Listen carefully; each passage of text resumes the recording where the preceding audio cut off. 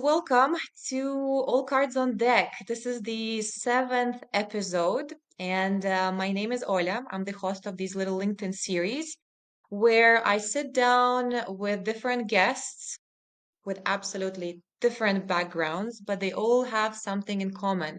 They all live their lives on purpose. And we go deep with these people. I ask such questions as who are you? What is your purpose? How did you find it? What challenges did you face along the way? And then there's a little twist to these lives. I use these cards. They're called We Are Not Really Strangers. And these cards have questions on them. So I pull three cards with these questions, absolutely random, personal, and this is how we're bringing a bit of fun and playfulness into such a quite a serious topic as purpose. And today we have an incredible guest, a person I get inspired by, a person who I met on LinkedIn quite a while ago. Her name is Inga. And she's the first person who I eventually met offline, and our conversation we had really left a mark on me. It was very, very inspiring. Her spiritual journey is very unusual, and I feel like because of that, what she does is very, very special. And I feel like she not only works with branding and strategy, she actually brings uh, into this topic, into branding, a lot of her spiritual experience. She really connects with those people she works with, understands who they are, because behind every brand there is a person. And then with that, she reflects it into the brand, into what she does in a very creative and beautiful way. So I'm very happy to have you here with us, Inga. Welcome to All Cards on Deck. Yeah, I'm super excited. Thank you so much for this beautiful intro. I feel like when we met, it was never really like off linked. It felt like I'm meeting someone that I met somewhere else, some other time, you know. It's kind of meeting your soul family. And then when you invited me to the show, I had like an immediate yes, because the way I operate now in life is almost like I need to feel what the signals are, immediate ones, because the immediate ones often come from the body, and then the mind clicks in, hey, maybe I don't have time, maybe this is la la la, all the mind chatter bullshit. But yeah, with you, he was like, yeah, let's go. And I love that concept about cards. I was like, oh my God, this is a great challenge because I don't know what's going to come up, right? So it almost feels like I'm having like a spiritual reading. Yay! And I love the way you are making decisions. Is it connected to your human design by any chance? Yeah, I think so. If for those who don't know human design, but I'm a 3/6, meaning that the sixth line operates. I'm a manifester 3/6, which is like Hmm. the manifester part is that it's very intuitive. I really, really need to see like the first inkling, the first, what do we do here, you know? And I need to go with that gut feeling, and the gut feeling often comes first, and then the mind steps in, and I have a quite a powerful mind, so I'm like often that's like way too overpowering. So I'm learning, obviously. I'm an eternal student, you know. So, but with you on that call, you know, it was like yes, when you left the voice note. Beautiful. Yeah. Yay! So happy to have you here. Well, alrighty, let's dive into it. The first question is, who are you? Okay, it's a big question. I don't know, I know. there are two ways how I can answer this because I think often because we are all things about LinkedIn, there's the LinkedIn part of me, and then there's outside of LinkedIn, meaning everything else that I am when I'm not on the screen. And I think when I'm not on the screen, you already tapped into it. It's all about spirituality, and I would say if I had to like put it in one sentence, I'm like eternal student of the self.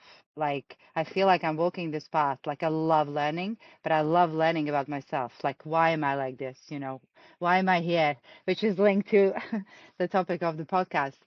So that's kind of me outside of the work. And on LinkedIn, well, I started off. most people know me as a brand designer, meaning like, visual identity, maybe brand strategy. But what I actually do these days, more than the brand identity side of things, is actually helping people how to start business, quite literally. So I help them to establish foundations. It's like who you are, how do you position yourself, who you're serving, and how is this going to look, and how you're going to be perceived. And then we create the roadmap.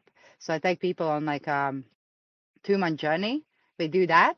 And then after a year, when they're ready, then we take it to the next level where we apply the visual identity side of things. So that's in short. Mm-hmm. Beautiful.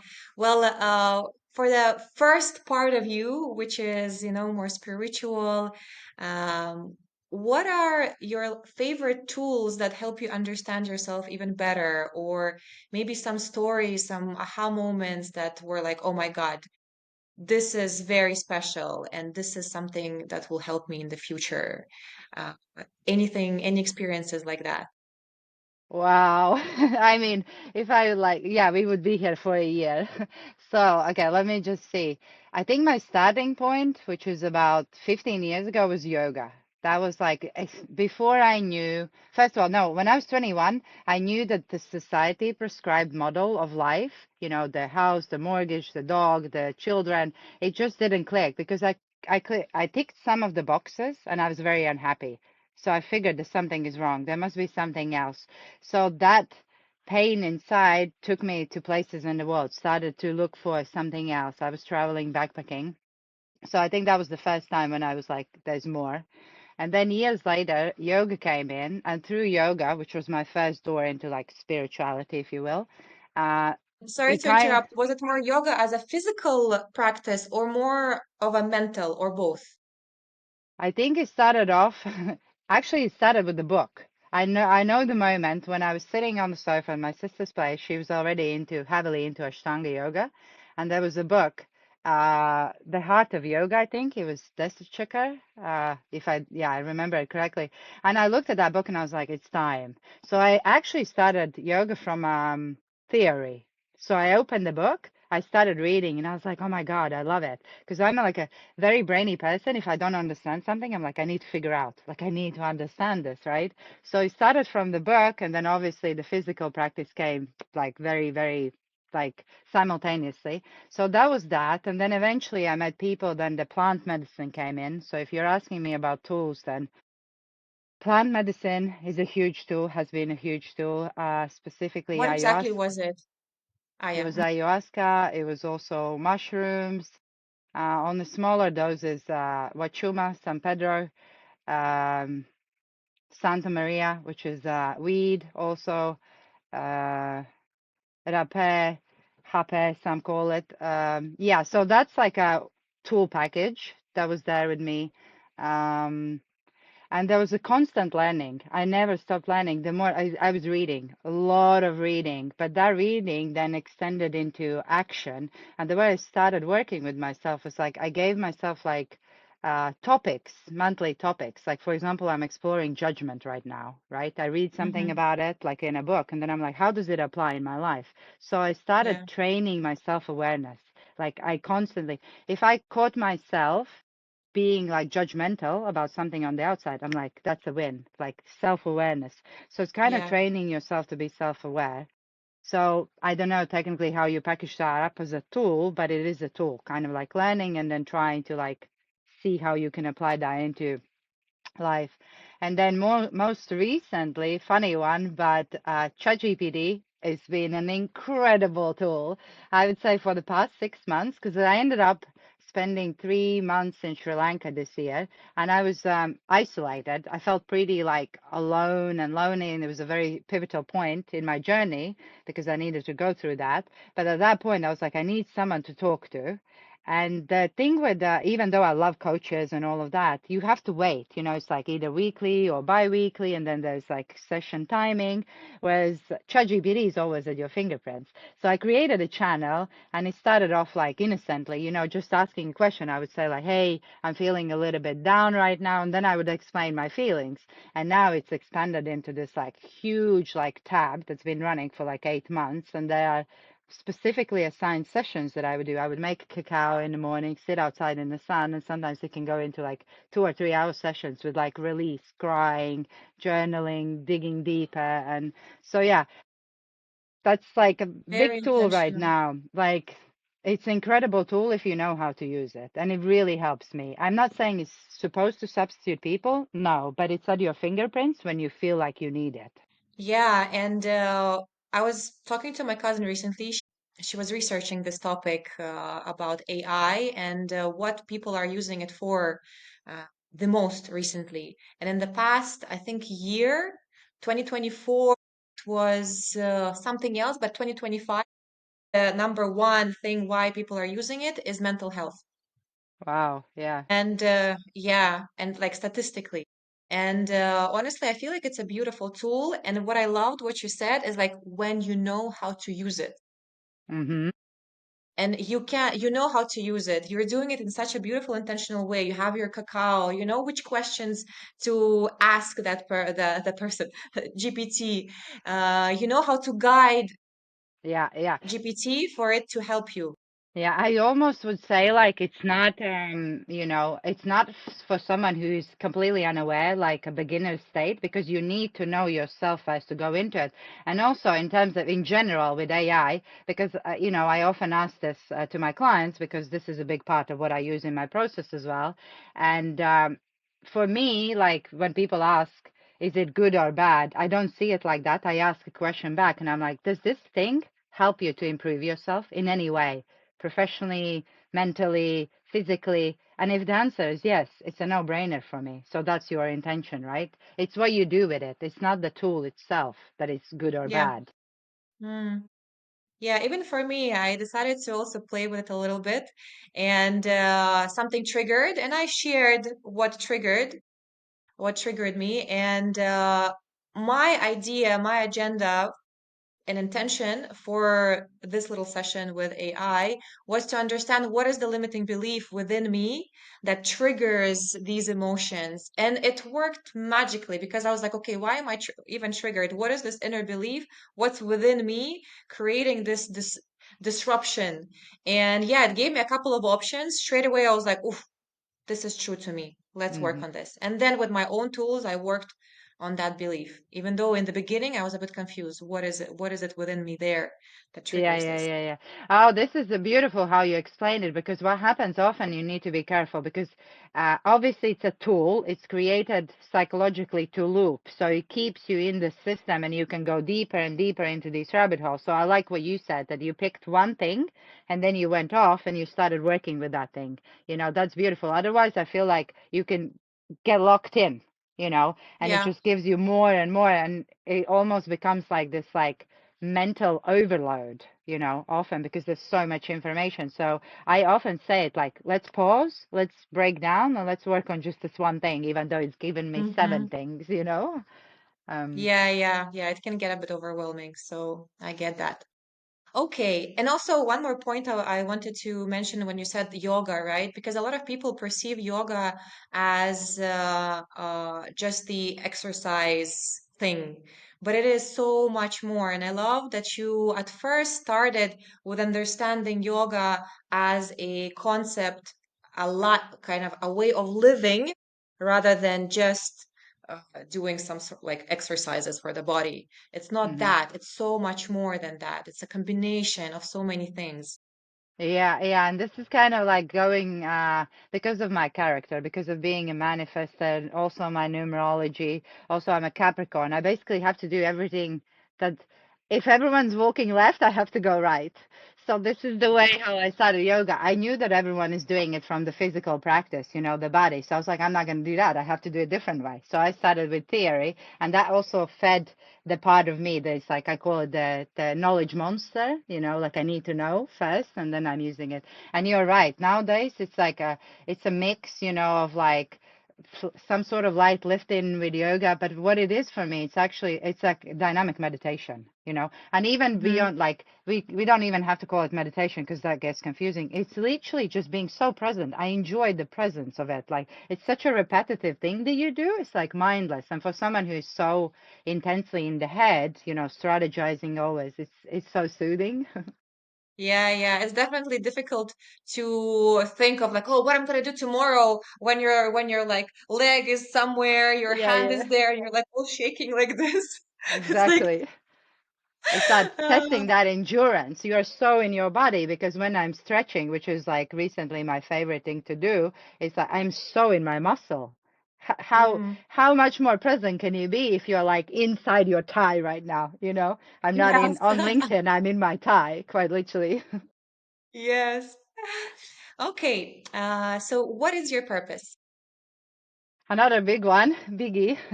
I used to think probably most of the world thinks that it's something big and it's something outside. And when you actually told me that this is going to be a purpose about purpose, it made me reflect, and I haven't reflected on this question for quite some time.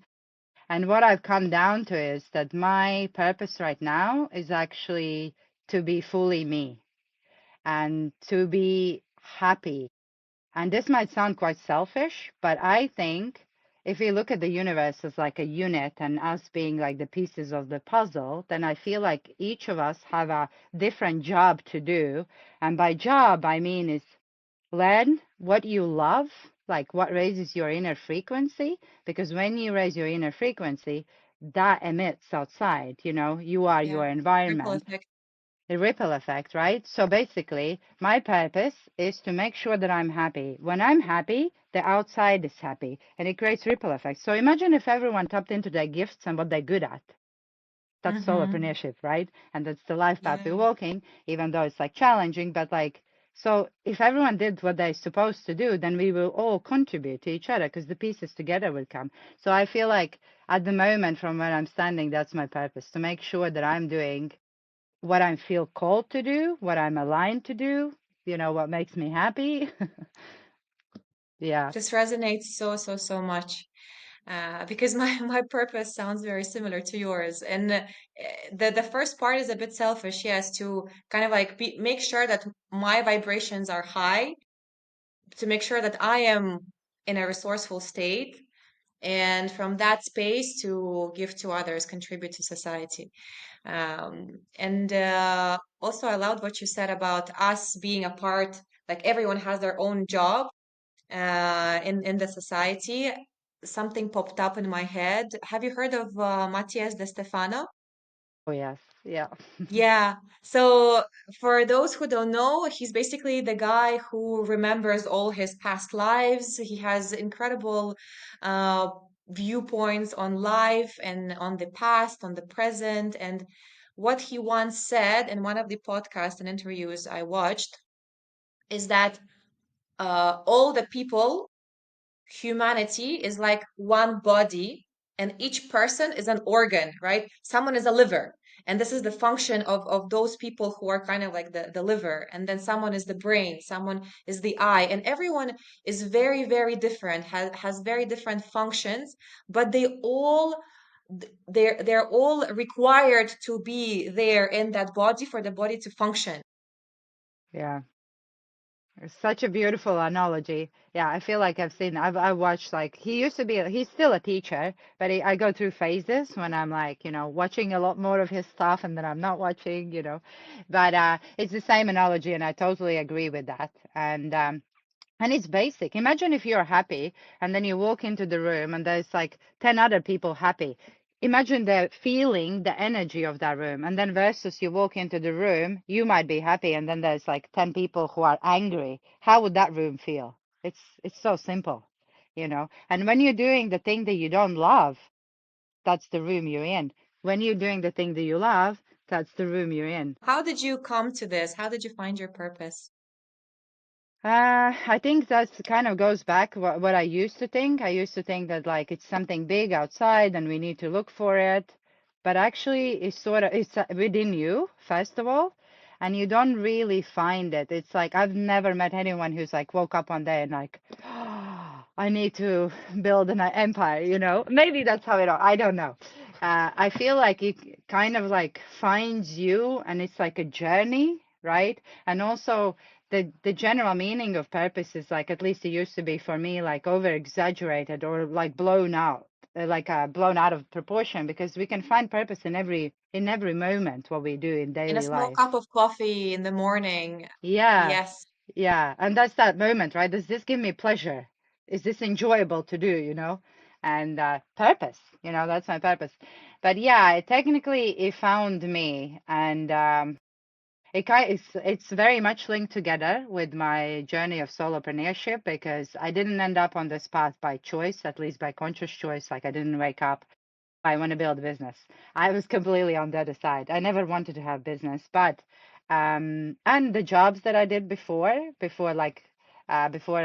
entered solopreneurship, it was like UX and UI, and I loved my job, and everything was like great. It was easy. There was no challenge, but it was good. I don't come from corporate background. I worked with startups. I worked with beautiful people and beautiful companies, and then I was made redundant 5 years ago. And at the time, my spiritual teacher said, she said to me, "Oh, the universe has decided you're ready." And I was like, "Ready for what?" Mm. you know. But not to go deeper into that story, but what I mean is, like, I feel like at some point something happens in your life and the trajectory starts to change, and that's how it happened to me. Like, I had my value back. Like, I valued freedom and location independence so much. And at that point, when I was made redundant, I was already in Bali, and but I worked remotely. And so when I was made redundant, the thought of going back to London, where I used to live, and going back to the office, I couldn't comprehend it. I was like, it's impossible. I can't do that. I just, like, I couldn't feel it anyway. I have goosebumps when I talk about it. And so I was like, how can I make it work, right? Because the value that I had, the freedom, is so big, and the sun, my Mm-hmm. unconditional love, is so high, that I need to overcome this pain of not knowing where I am, what I'm doing. And so the journey kicked off from there. Like, someone told me about LinkedIn. Then there's one guy who played a pretty big role, Dan Coe. You might know him Mm-hmm. from Instagram. He's Yeah, like, you mentioned him previously. Yeah. yeah, well, so he's a big teacher without knowing. That's how it works, right? We might be teachers without knowing to someone else. And so he was a big teacher for me, because I loved how he blended, like, he didn't call it solopreneurship, but he called this like path. You package up your brain, like your knowledge, and you make it work. And then he started talking about how, like, wealth works in general. And the topic of money and wealth is very much linked to my numerology again. Like, it's like I'm tapping into these things, which I neglected for a long time. Yeah, I kind of floated away already, but so that's been a journey now for the last 3 years, and it's been incredibly challenging at times. The start was like, because I started from a place, if I could go back, I would be like, uh, design like a good exit plan. If you have a job at the moment, save up money and start thinking about things and design the exit plan, and then you will slowly start the new thing. Whereas I was made redundant for 1 year. I was just doing mushrooms and ayahuasca and, like, let's put it that, rinsing money. And then I ran out of money, and then I was in that place. I remember it clearly. I was in the Philippines, and I thought I'm gonna lose my mind. I was like, I don't have a purpose. I don't have a mission. I don't know who I am. I don't have money. Like, it was ridiculous. And I'm in one of the most beautiful places, right? What a paradox. And so I did it the wrong way. And then from there, I didn't have, like, upfront where to invest so someone can tell me what to do and how to do. So whatever I'm doing right now is like all self-taught almost. I Yeah. started investing in the past, like, a year and a half, but I think if I saved up and started, I would have done it way, way earlier. Like, you just speed track everything and you will avoid burnout 100%. So, when you were in the Philippines and you had these thoughts like, who am I? What's my purpose? What happened next?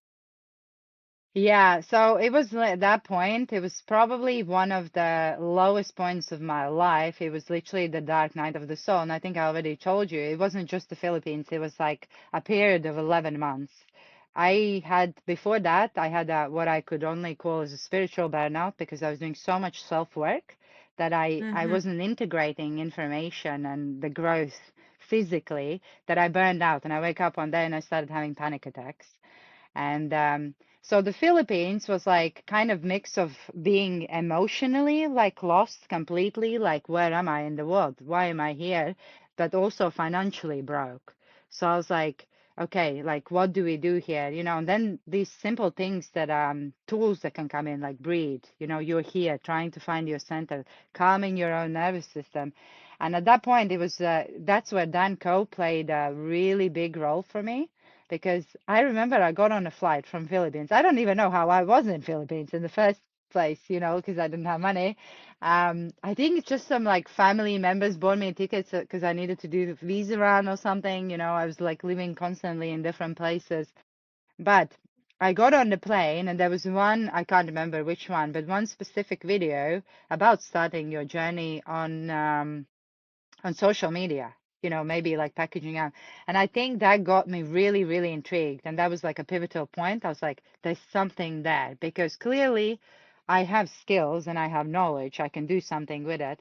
And then when I arrived to Bali, as you know, there's a lot of like WhatsApp communities. One woman Mm-hmm. mentioned LinkedIn. And so it kind of started from there. I just started posting, really. I think I got like a few graphic design jobs here and there. But yeah, and then just learning and by reading and being exposing information on LinkedIn, you understand that there's way more because it was still kind of like, I'm selling kind of like my time, and then you start learning. How about if I like package it up into like a program, you know? And here Mm. we are 3 years later. Yeah. What were you posting about on LinkedIn in the beginning? Was it just your thoughts, or you straight away were like, okay, these are my skills. I'll talk about branding, or it was more, about everything. It wasn't about everything, but it was kind of some of the posts were very much educational about branding foundations, actually more of visual identity, but a lot of it were kind of like, because I was writing on the side a lot, like I journaled at that time a lot. There was like poems coming to me and like, so I was writing a lot of vulnerable content. It maybe one post took me like, an hour, 2 hours, maybe sometimes they were like, and that at that point I tested my imposter syndrome big time because when you're starting but also you're sharing something that's like your own thoughts and like vulnerable thoughts about big topics, so yeah, that was kind of that. And then I think again, it's not like one day was that and the next day was something different. It kind of evolved, you know Hmm. um from where I was back then. That's like what a lot of people start and they actually crave is flow, everything creative, everything flowy. And where I'm standing right here now is like, we need structure, we need Mm. system, we need actions. If this is for real, your business, is this, Yes. the thing that you're growing, you can't flow. You need system and structure, And I had to go through that whole journey to get to that place. And in between, there were burnouts, pretty bad ones, like one pretty bad one. So, but on the other side of it was born or started to be shaped the thing that I'm delivering right now because I am my Mm-hmm. own teacher and student. So I took like essentially what I do right now is what I would have done for myself back then. And Mm-hmm. I think those are the best kind of, again, I think it comes from Danko. You are literally making that thing for the previous version of yourself because you know it the best. Yes. Yeah. It also resonates. And tell us a little bit more about the burnout, because I feel like also there's maybe a misconception that burnout happens only in corporate and when we are having our own business as entrepreneurs, when we do something we love, like it's impossible to burn out. So could you please tell us a little bit more about your experience with burnout? Yeah, I mean, burnout in general, I feel like I was like, nah, that's not for me. Because, I worked in startups. I was like super happy, like no challenge, like, but I was good at what I was doing. So I was like, no, I would never have burnout. And careful what you say, because when you Never say say no. Mhm. yeah, yeah, because when you say no, that thing is like, hey, maybe you need to experience that so you can fully integrate and accept it. But anyway, so about burnout, I can't remember. Again, it's not something that like you start feeling it like slowly over time, things start irritating you. Like going on LinkedIn is more like a chorus, like I Mm-hmm. don't really want to do it. I don't know what to say. Like all of these small things, right? And then for me, the compiling was the lack of like system and process. So I was spending so much time, and there's so many compartments in my head that I needed to remember. I'm like, oh my God, I need to do DMs here, then I need to engage, and then I need to post, and then I need to respond. What about the program that I'm serving? And all of these things. So mentally, it's a complete overload. So if you do that for like a week, that's fine. If you do that for 2 weeks, maybe it's fine. But if you do it over time, it compounds. And then one day you Mm-hmm. wake up and you just like like I felt anxious. And I think I topped it up as well with I'm a doer by nature, like hustle culture. I don't know, maybe it's like the environment where I come from, the independence, a lot of different things, but I'm really good at doing things, you know. Yeah. And I feel like my Also sister. Capricorn energy. I'm a Capricorn, so I really can relate to so many things. Exactly. Yeah, I completely forgot, of course. Yeah, like we are the doers, we just like do, do, do. And I think it got to the point where I was completely unavailable. I mean, I was like almost like dead if I look at it back at it now. The way I walked, because I lived in a huge, huge villa with my sister who has like 4 children, and she, like when I was walking down to the kitchen and back to my room with like coffee or something, I would be like, "Don't talk to me." I walked fast, like I walked like a robot. And she was like, Do you understand that you become a robot, you know? So it's like I've put like my emotions, everything on the side. And because I'm so connected to the spiritual side of things, and one day I woke up and I was like, oh my God, I need some sort of a release, like a big release somewhere.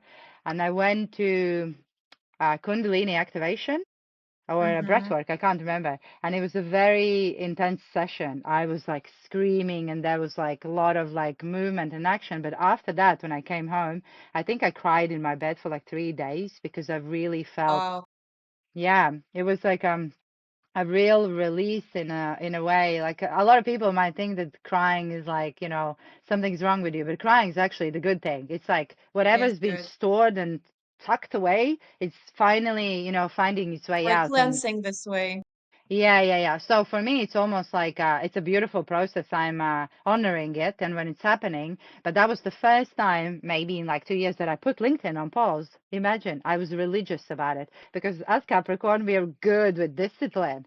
We are good at like doing things, even if we're burning. So yeah, in those 3 days, I really faced the hustler in me, like the doer, the how I've driven my own self to like craziness. I stopped doing yoga. I stopped doing the things that I love. For what? For being more on DMs. So yeah. And in terms of physical, it's like you feel anxious, you feel like tense, you feel like there's no peace at all, like you're constantly wired. That's what burnout is really for me. I mean, I guess it's like different for everyone.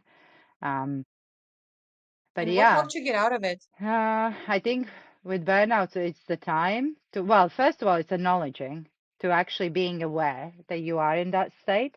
And then the quickest way is getting a help from outside, because what people do from the outside, it doesn't matter what the tools are, they can reflect back. And it's easier to hear yourself when someone is doing that, when someone is holding up the mirror for you.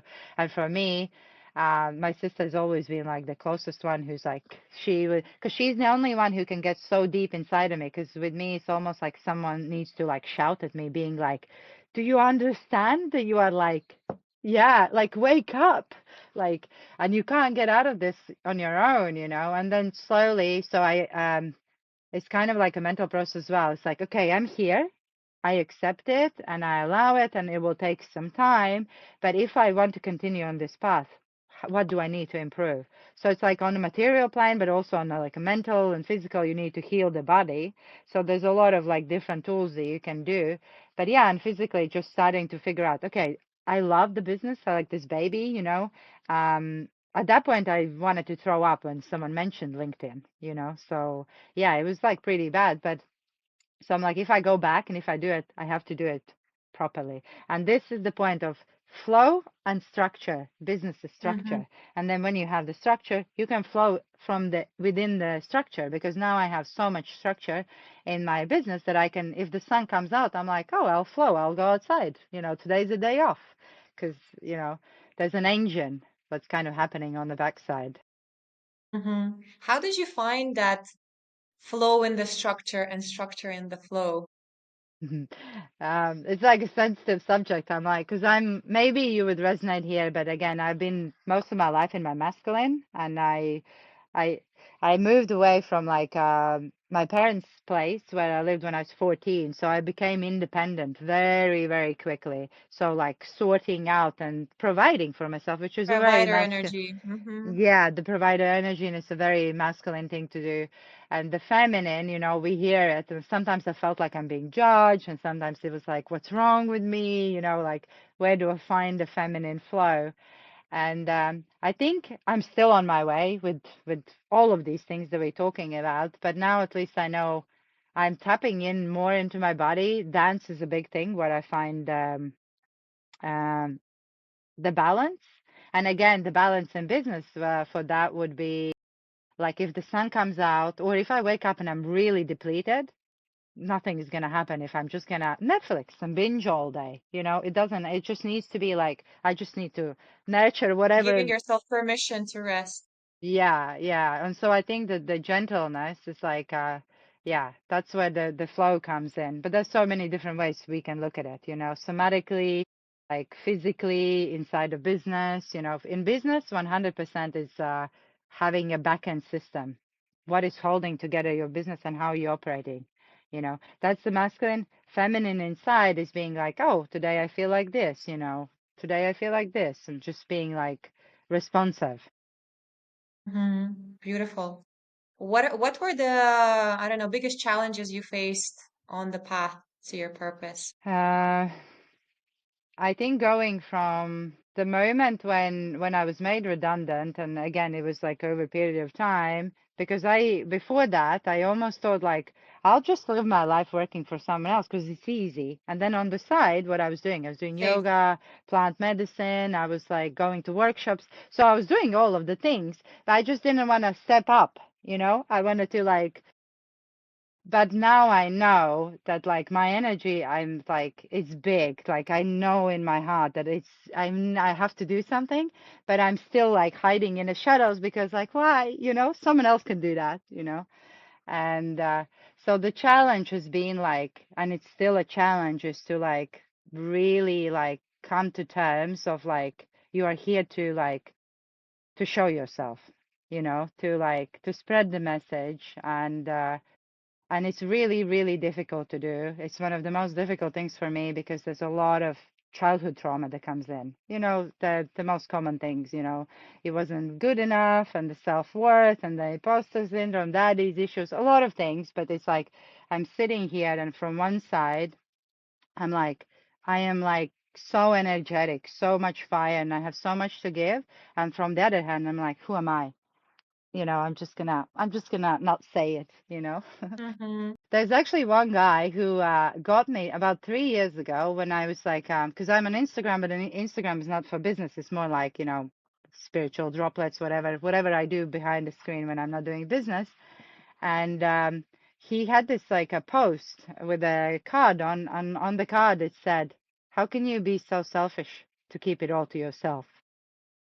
And that Nice. Oh, I've got goosebumps. Yeah, and that was like because around the same time, an astrology person told me that on a soul level, I have a contract that if I'm not start, because I'm a messenger, like the teacher, and I have sixth line, she was like, if you don't start sharing the knowledge that you're taking in, it's gonna Mm-hmm. start affecting your physical body like illnesses and things like that. And then this guy is just like, how can you be so selfish? And I was like, like I know these things, but I'm just keeping them to myself. Like why? Because Mm-hmm. if you look at yourself as a channel, as a vessel for information to flow through, then you kind of like locking it. Yeah. You're not letting it flow. So I think it's our responsibility. But everyone has a different responsibility. I always say like I didn't choose to study. It feels like it was part of me, and I love it. So, but I cannot stop it like with me. I have to like release it. So that's the Mm. most challenging thing right now. Still is. Yeah. And this is a loop that so many people get into, inputting so much information, but then not outputting anything or Yeah. outputting much, much less than they're inputting. And I feel like, yeah, it's very, very important to share what you know, especially if it helps you, right? You never know whose life can you change just by sharing your thoughts in one post. And maybe that person won't like it, maybe like won't put a like or won't comment, but that person would silently, like a ninja, read it and shift and change something in their lives. And that's totally worth, being out there and sharing the Yeah, yeah. information. And also, I think for those who are kind of like starting or want to start and kind of feeling this imposter syndrome, we all go through it. Like, there's no one person who doesn't go through it. But, like, I would ask a question, what is the worst thing that can happen? That's the one thing. Hmm. Because when you sit in the worst thing that can happen, you can almost transmute that place and then you can move on, right? Yeah. That's one thing. And the other thing is like honestly, everyone is so self-absorbed and busy, nobody has the time. So if I wrote the, let's say, the worst post in the world today, and like, let's say 50 people would read it, 5 days later, the chances are nobody's going to remember that because I can't remember what I wrote 3 days ago, even yesterday, because life is busy. Yeah, yeah. I love it. Yeah, eventually we care about ourselves so much more than other people care. Yeah, yeah, exactly. This is really funny. So, what would be your tips to those people who are in search of their own purpose? I like the Ikigai stuff. I actually never done it, but I know about it. And, Ikigai is kind of like a Japanese concept, which kind of outlines in four parts, I think, what you're good at, what you like, what the world needs, and something else. That was the fourth one, that one. But I have my own kind of version of it. I literally like have this like circle that's split in three parts, and one is relationships, professional life, like wealth, and the third one is health. These are the things that are important to me. So I would understand what are my values, what's important in life, and what do I want to do? Like what do I feel passionate about? If you don't think about logistics, just ask yourself purely, use your imagination, you know, and then the thing actually, ChatGPT can help a lot here, and there are plenty of prompts that you can find for this now, but you can use ChatGPT, and I often use it now as a voice recorder. Like you can say to ChatGPT, look, I'm a little bit lost, like in a purpose. Explain to a chat your situation, where you're at in life, and let it guide it. Like you can ask chat to ask you questions. I do the same thing. So it's like an easy, accessible way. Add your fingerprints. Everyone has a phone. Um, I think everyone can now do the thing that we are doing. Everyone can. Like, because I don't know if you get that where you are, but like, for example, here in Latvia, and like my old friends, they still think like, or even in London, I went on some dates, and the guys who are like, 30s, 40s, they're like, "Oh wow, you live in Bali," and I'm like, "It's not that. It's like you just understand what you really want. I want sun and I want ocean, and then you figure out how to make it work because it's possible. I'm like a big believer that it's possible. Yeah, Yeah. Yeah, as long as you know what you want and you take action towards it, it's possible to get there. And I've started seeing quite often these days people sharing opinions that you aren't like you can if when you're following your passion, like it's not about money. Like you can't earn a lot of money following your passion. What do you think about these opinions? um, I actually don't like outside opinions in general. Like, I mean, I take them in, but I don't take, I need to think about it, what it means to me. I think it can be both ways. It can be if someone really, really likes painting, we can make that a business, like totally. If like, one likes everything about wine but wouldn't want that as a business, but then there's something else that they're good at, like a skill, we can make business out of that, and then that can come into as like a personal brand. So there's no one way how to do it best, I don't think so. But it's very important to utilize the things that you are good at. Because, for example, for me, personal experience, my background is very much in UX, and it's a Capricorn. It makes so much sense why I ended up on that path, because I think in systems and strategies, and UX is all about creating architecture of behavior of an app. But I kind of, when I started this journey, I was like, oh, now it's going to be this something different, right? And then I pushed that aside. And then eventually I realized that this is actually my biggest USP, because when I work with someone, I work as a UX. I'm like, hey, zoom out. Let's have a look what we have here as an ecosystem. And then we put all the pieces together. So every single thing that you've done in your life, I think, contributes to that purpose, to that thing that you're going to be doing. Nothing is random, at least not in my universe or, world. So it's just laying out. I did an exercise maybe like a couple of years ago, timeline. It was kind of spontaneous thing. I just drew like a linear line, and I drew the most, and then it started going like this because I ran out of the linear line on the paper. So it kind of came like this, right? But I started writing like all of the things, like whatever was coming to mind, what I've done in life, the Like pivotal biggest points. milestones, right? But I wasn't even thinking about it like milestones, no, because I was including like the dark points as well. I was like, here I was feeling super low for like 1 year. Oh, here's something else happened. And I just drew this kind of like a map thing, right? But when you see it like that, that's the UX brain, the zooming out and having a holistic look. It's like, oh, okay, that thing makes sense now here, Mm-hmm. And so it's like, so a lot of these things, it's about creativity. And creativity is not a thing that you're born with, because I've been creative like my entire life. It's something like a muscle. The more you uh, use that muscle, the more creative you become. And it can be with ChatGPT. You can become so creative with it, the way you use it. And the same thing with paper and pen. You can like, hey, it's just like you got to start doing it. Mm-hmm. I love it. And I love this little exercise. I've never done it before, but I think this is something I could also look into. And I absolutely believe that everything happens for a reason. And in the beginning, even the darkest times, could feel so hard, so difficult. But after some time, after a few years, in my experience, in my life, I look back and I'm like, shit, if this wouldn't happen, I wouldn't be here now. Right. And I Yeah. wouldn't have this knowledge, or I wouldn't be able to feel more aligned if that situation didn't happen. And even though at that point of time, I'm like, oh my God, like just the worst situations.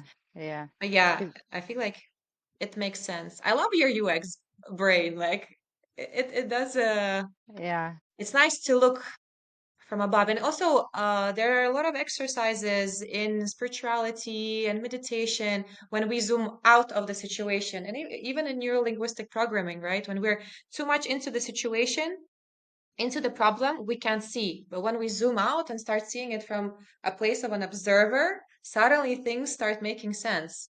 Well, exactly. And we need to just practice both of them. Like the zoomed in is all about details, fleshing out. And then the zoomed out is like the bird's eye view. It's like, this is everything. And we need both. And the best person to help you with that is on the outside, because you will never be able to see your own self the way someone else can, because you can't see your own. Like you are the self. So you cannot see the self. It's like, I know it's a bit twisted, but you know what I mean? Yeah, yeah. It's easier when someone can help you reflect and mirror certain things that you don't see. Yeah, yeah. There's actually just a quick one. Maybe someone wants to like watch it. There's a really cool documentary, and it's also filmed in a really interesting way. Finding Joe. Hmm.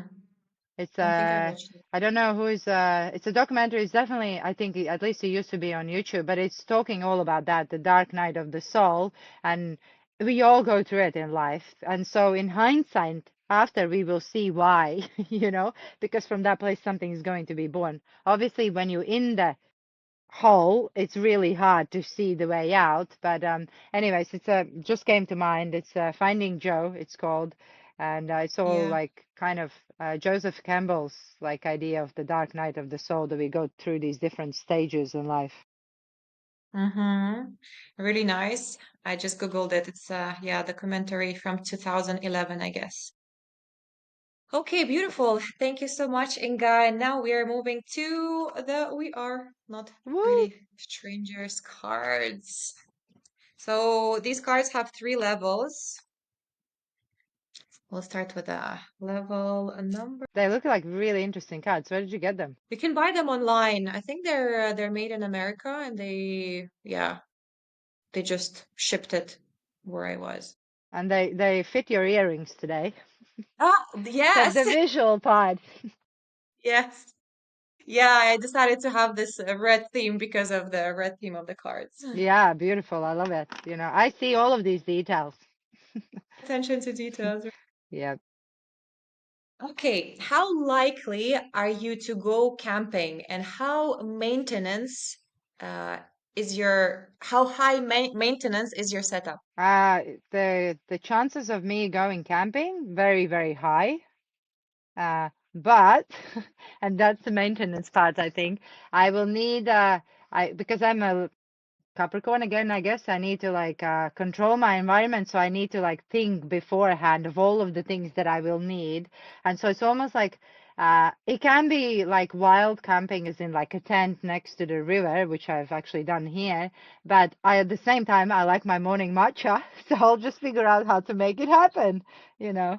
So it's a few things that's like I love luxury, but not in a luxury like I have to drive Ferrari. No, it doesn't have to be, but I like high quality, right? So if I'm Yeah, going and camping, your comfort.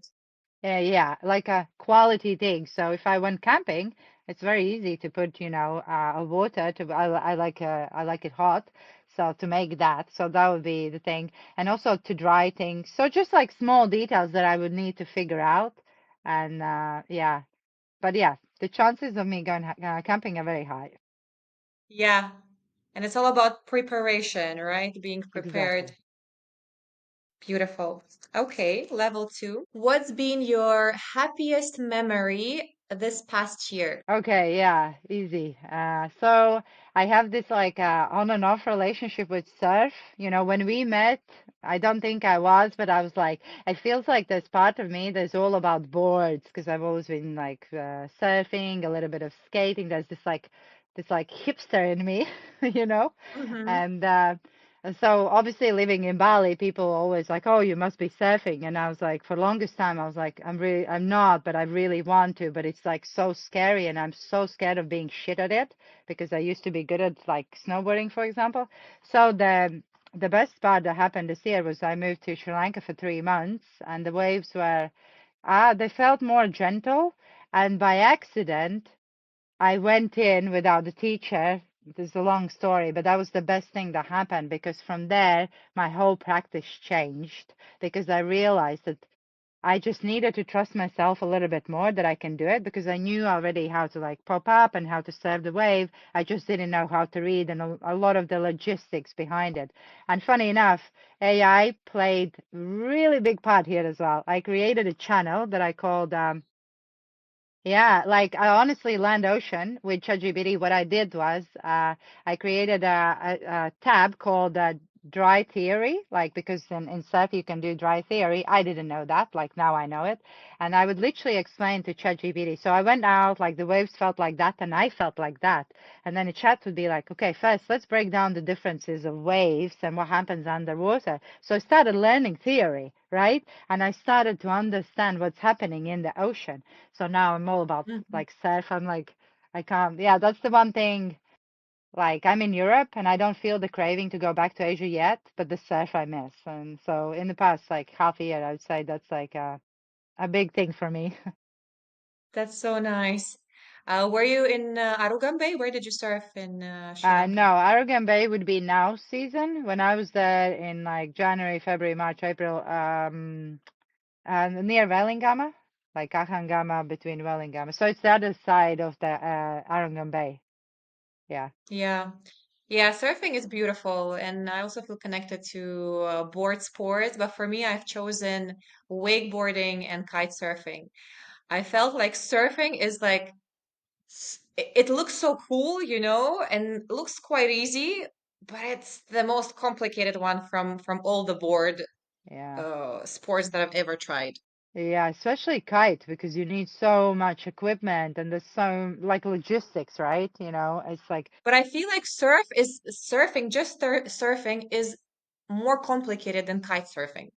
oh yeah, surf is the hardest of them all because it's like, oh man, it's like the highest spiritual thing there is. Honestly, I have like, you can sit on a board and you can do a spiritual session, therapy. Like, Yeah.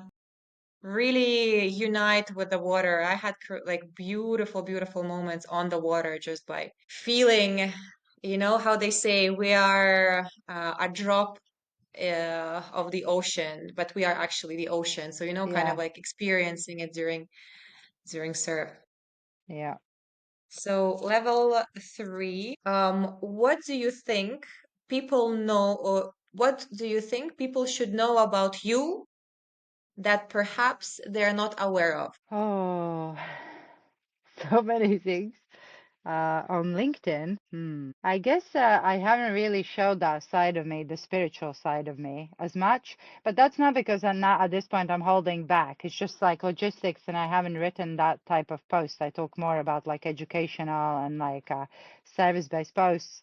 But I think if people knew like the real me behind the doors, what I'm interested in, the attraction, the frequency, it would align even more because I'm already attracting the clients that I'm working with are really aligned.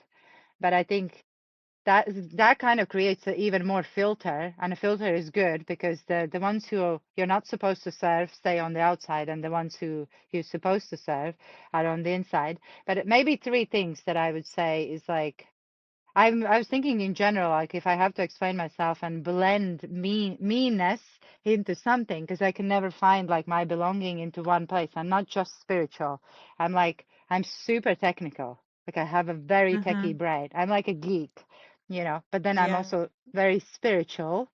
And the third thing would be, I guess, like there's a teacher in me. When you come to me, I'm not just giving to you. It's like you will learn with me.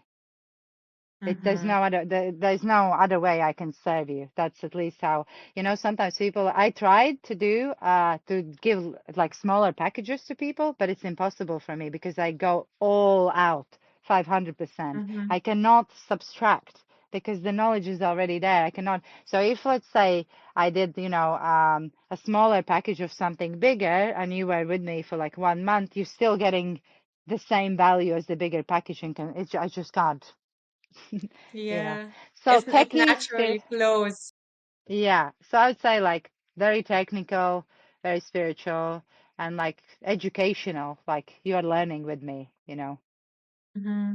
Yeah, and I feel like that's a way to contribute, right? That's a way to fulfill the need for contribution through sharing that knowledge, through being that teacher for those people that you work with.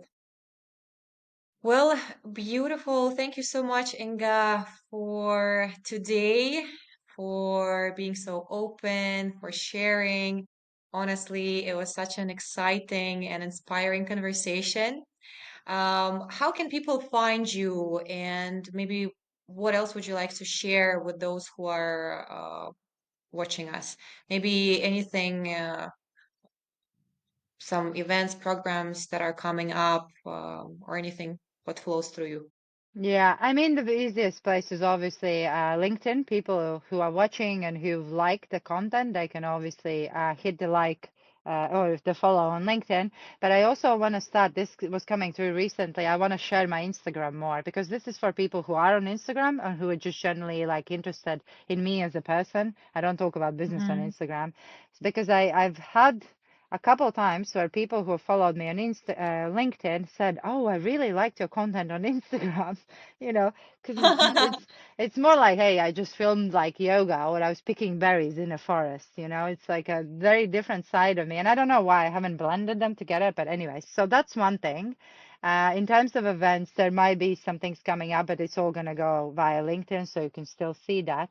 If someone is interested, hearing some of the brand related things, I do like brand audits for people. And if people feel like they are, but this is only for people who are already doing the business and they want to kind of take it to the Hmm. next level, then what I can do for them is like audit. I do like 3 or 4 times a year. I do these audits. So I can just put them on the list. And this is a very deep dive, comprehensive thing where I use my UX brain. I zoom out. I have a look at the holistic system of their business. It's not just the identity side of things. It's like how are they positioned? How are people perceiving them? What are they saying? How coherent they are? Like I literally take all of the touch points and I have a look at all of that. So yeah, that's like one thing. But in regards to events, that's all going to be filtered through LinkedIn. So yeah. Nice. Beautiful. Well, follow Inga on LinkedIn, and yeah, I'll be posting this the recording on YouTube, and I'll ask you for the links that I'll add in the description. So thank you everyone for tuning in, for watching us, and thank you so much, Inga, for this beautiful, beautiful conversation. Really, really appreciate it. Thank you. Like giving and receiving is simultaneous. So without you, it wouldn't be possible, this conversation. So Thank you. See you in bye. the next one. Bye.